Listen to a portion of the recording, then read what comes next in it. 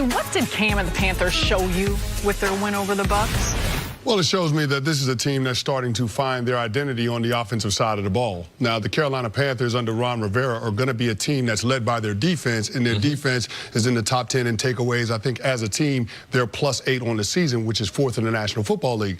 But their offense, ever since that 4th quarter in Philadelphia, and I know you mentioned this Nick, in Week 7, I mean, they've been on a roll. They had 3 consecutive scoring drives in that game to be able to beat the Eagles on the road. Impressive win. Same thing when they were at home against the Baltimore Ravens. After their first offensive possession, they had 4 consecutive scoring drives in the first half of that game. They end up ahead at the half 24-7, and then they did the same thing against the Tampa Bay Bucs. Now, their defense put them in position. Eric Reed got the turnover, and on their second offensive possession, they were able to capitalize. They punched it in from the 10-yard line, but that was in the process of, again, having 4 consecutive scoring drives. So this team, when they get another team on the ropes, they happen to put their foot on the gas, they get in a rhythm, and ultimately that was too much for the Tampa Bay Buccaneers to overcome. And where Cam has been better than he's ever been is not just completion percentage, as you pointed out earlier, C, but he's taking care of the football at, for him, a historic rate. 4 giveaways total through 9 games for the Carolina Panthers. Through 8 games through 9 weeks for the Carolina Panthers. 4 interceptions, right? Right, exactly. No fumbles, 4 picks. For if the defense, we know what the Panthers defense is going to give you most of the time. But if the offense isn't creating extra possessions, the defense has to defend. And the offense is as efficient as any Panthers offense I've seen. Not as many big plays as the second half of 2015, Cam's MVP season, but efficient with McCaffrey, with Cam completing a high percent of his passes, with a legitimate running game, which they've always had in Carolina. This is how a team becomes one of the 5 or 6 best teams in football, which right now, if you're talking about the best teams in the league, you've got to include the Panthers after that very top tier of Chiefs, Rams, and Saints. Completion percentage, taking care of the football.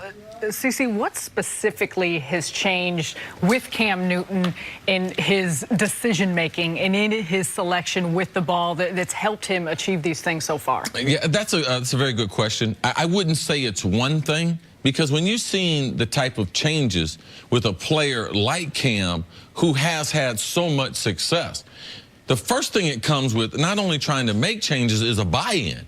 That, you know, sir, I'm not who I think I am. Like, I have some real weaknesses. To me, like, I believe, like, Steve Kerr doesn't get enough credit what he does with Steph Curry, because for me, I don't believe, if he didn't play with Steve Kerr, that he would be a guy turn the ball over 8 times a game. His shots would be erratic. He would shoot from anywhere on the court. But I believe that with Steve Kerr said, listen, I need you to be efficient. I need a little less sauce, less turnovers, and I'll give you a few of them crazy shots. You can't shoot all those. And I think that's what Norv Turner, that's what Ron Rivera has done with Cam Newton. First is the buy-in.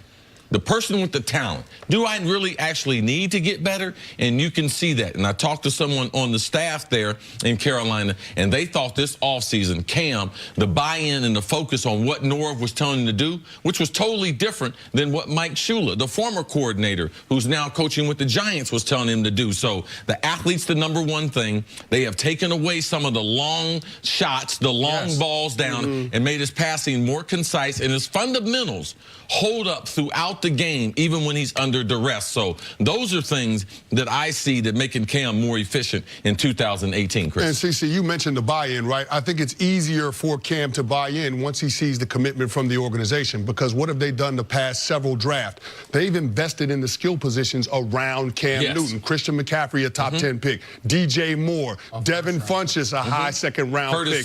Curtis Samuel, a second-round pick. So we're putting all these weapons in place to take some of the heavy lifting off of Cam Newton. So get the ball to your playmakers and let them do their job. But when it calls for it, understanding through the flow of the game when it's necessary for you to take over and make those splash plays that we've seen from Cam in the past. The way they're playing right now, would you consider them a legit Super Bowl contender? I think they are, and I think that this is a championship organization. They do things right. Nick, you and I have been talking about, even from the change in ownership, the new owner they have, where'd he come from? Pittsburgh Steelers. He owned a part of the Pittsburgh Steelers, and he's trying to run them a lot like the Rooney family has run that organization. And the Panthers are trying to win. Like, that might Every year. Every year, and that Yes. might seem silly, but you say this all the time, you're right. There's only about 12 to 14 teams in the league that are truly doing everything Yeah, the rest of them just trying to make money. Trying to make money and keep butts in the seats, and if we win, it's a bonus. When the Panthers' new owner decides, I don't care what flat comes with it, there is a good football player available in Eric Reid.